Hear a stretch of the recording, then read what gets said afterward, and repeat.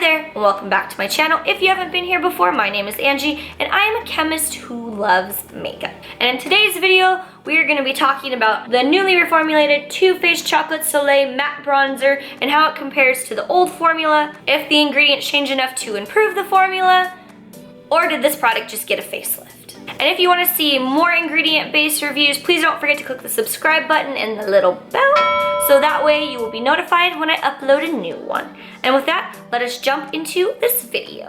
To start off with, the ingredients in both the old and the new formula are the same.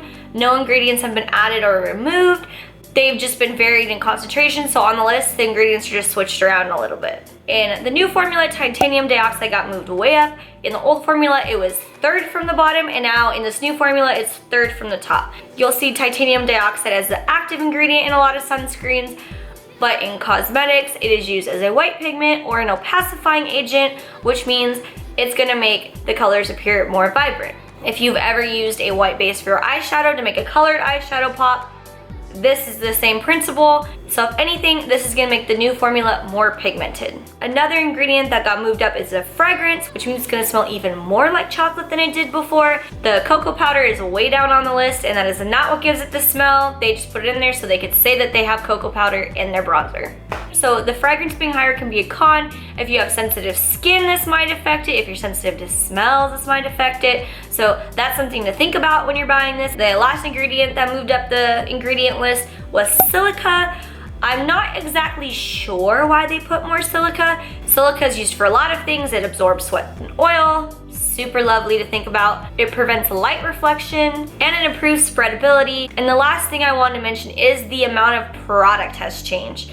So in the previous formula, the weight was 0.35 ounces, and in the new formula, it's 0.28 ounces, which is a 20% decrease in the weight of this product. It is a pretty large change. I looked at bronzers of similar price range, and the only ones I found that were less than 0.3 ounces were the Benefit Hoola Bronzer and the Becca Sunlit Bronzer. And Urban Decay, Tarte, Anastasia Beverly Hills, they have 0.3 or more ounces of product in there. So you might not be getting a good deal. A lot of people are upset that it decreased so much. The decrease in product may or may not be noticeable. So if it's more pigmented, you're gonna use less, it's gonna last you longer, but really weight is the only quantifiable thing that we can measure to determine how long a product is gonna last us. So that could be an issue if you're trying to get the most out of a product. So overall, I don't think that the change in formulation is gonna make big enough of a difference where people really notice, other than maybe it's slightly more pigmented. Also, the 20% decrease in product is kind of a lot and would be enough for me if I wanted this bronzer to go try out another high-end bronzer. So if you're trying to get more value, there are a lot of high-end bronzers that have